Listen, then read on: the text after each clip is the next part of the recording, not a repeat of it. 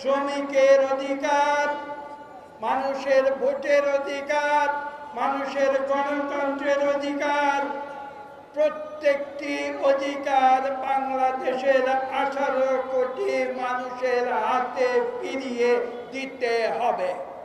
আজকে বাংলাদেশের প্রেক্ষাপট আপনারা দেখুন। আমাকে অনেকে বলে আমি শিক্ষক, আমি মানুষ গড়ার কারিগর। আমি আজকে বাংলাদেশের সকল শ্রমিকের উদ্দেশ্যে স্পষ্ট ভাষায় বলে দিতে চাই, তারা শ্রমিকেরা হচ্ছেন বাংলাদেশ গড়ার কারিগর। কাজে আজকে এই সত্য আমাদের স্বীকার করে নিতে হবে যে মানুষের অধিকার, শ্রমিকের অধিকার জোর করে কেড়ে নেওয়া যাবে না। আমি আমার নিজের যে বাড়ি, সেটা হচ্ছে বাংলাদেশের একটি অত্যন্ত গুরুত্বপূর্ণ শ্রমিক এলাকা। সেই পলাশ শিল্পাঞ্চল থেকে আমরা এসেছি, কিন্তু বিগত 15 বছরে আমরা দেখেছি এই সরকার পলাশের সমস্ত শিল্পগুলো ধ্বংস করে দিয়েছে। তারা পাট শিল্প ধ্বংস করেছে, তারা নরসিংদীর তাঁত শিল্প ধ্বংস করেছে, সেখানের চিনি শিল্প ধ্বংস করেছে, সকল শিল্প একের পর এক ধ্বংস করে দিয়েছে।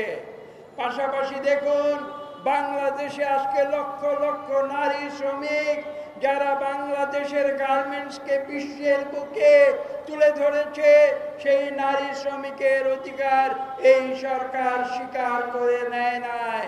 তাদের ন্যূনতম মজুরি নিয়ে এই সরকার গত কয়েক মাসে কি খেলা খেলেছে সেটা আপনারা দেখেছেন। কাজে আজকে আমরা শুধু এই কথা বলবো যে এই একদলীয় স্বৈরাচারী সরকার বুলেটের জোরে ক্ষমতায় এসেছে, মানুষের ভোটের জোরে নয়, এবং এ কারণেই তারা সুষ্ঠু নিরপেক্ষ নির্বাচনকে বাংলাদেশ থেকে নির্বাসনে দিয়েছে। আমাদের একটি মাত্র কথা, বাংলাদেশ স্বাধীন হয়েছিল গণতন্ত্রের জন্য।